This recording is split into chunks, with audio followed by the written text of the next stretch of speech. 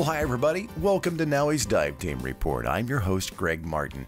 You know, I grew up in the Midwest and got my scuba certification my senior year of high school. Heading off to college that year didn't give me, though, any additional opportunities to further that diving education.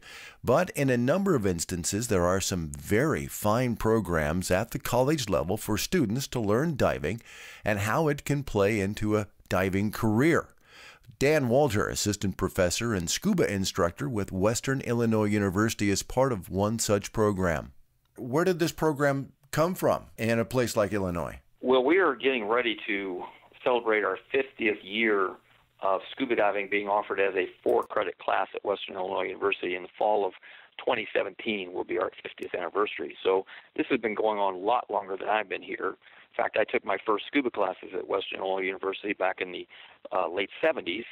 It literally started in 1961 with a guy who just got interested. He was a gymnastics coach at that time. He got himself interested in scuba, and he started helping out some of his students get involved, and it evolved from that to a 4-credit class in 1967, and then it went along as a really great place to learn how to blow bubbles and see fish and take pictures and have a good time on vacation, until I came in 1998 and decided that this isn't enough for me.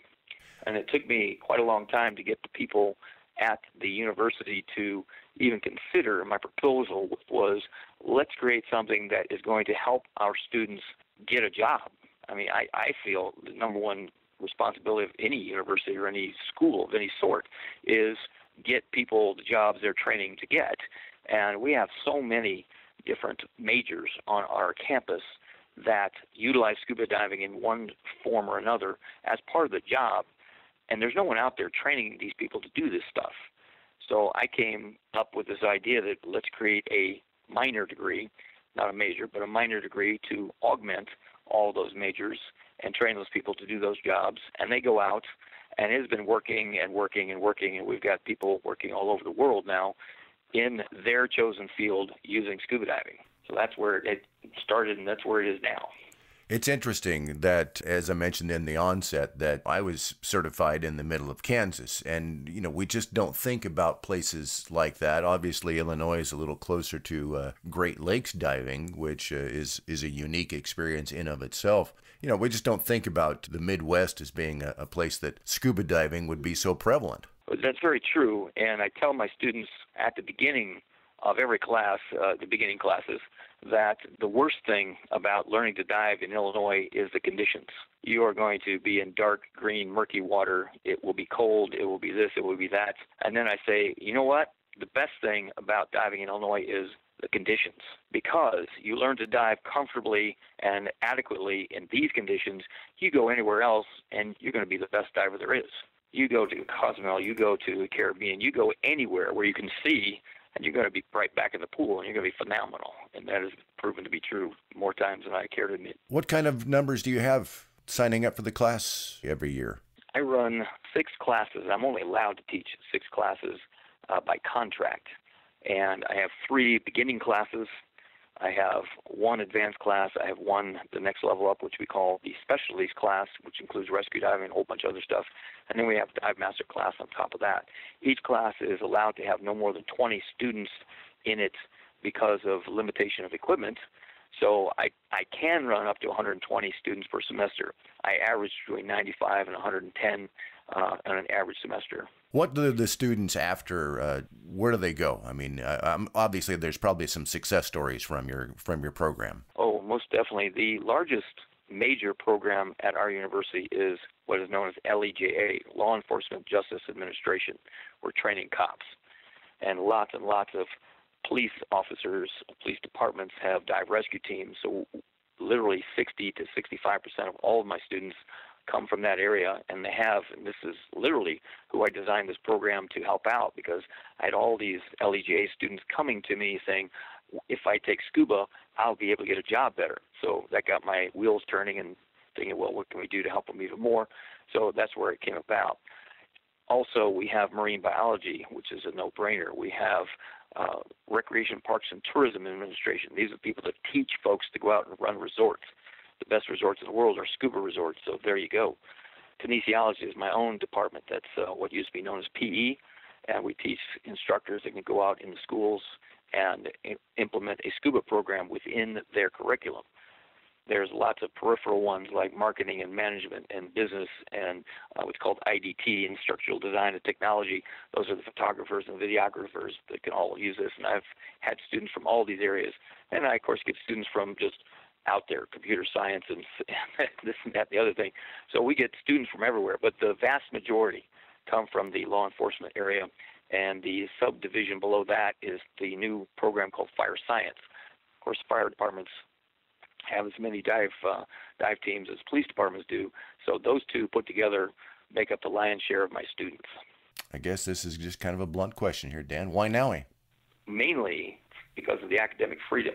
I have been headhunted by every other organization out there when they look at my numbers saying, we want you. I'm sure you do. You want my money. The issue is NAUI lets me teach everything that I want to teach. The beauty of the university system is I have 16 weeks with each student at each level. And in that amount of time, you got to be able to do something. Some of these other organizations out there say you can only teach X amount and then you have to get them to pay more to move on to the next level. That doesn't work in a 16-week semester. Now, because they allow me to go above and beyond, is the perfect fit for a university system just because I can do so much. So when students come out of the program, Dan, what do they come out as? It's not just a basic open water certification. And that's our beginning level. Our levels are 108, 208, 308, 408. Those are in the kinesiology department. That's what we call them. 108 is the basic course.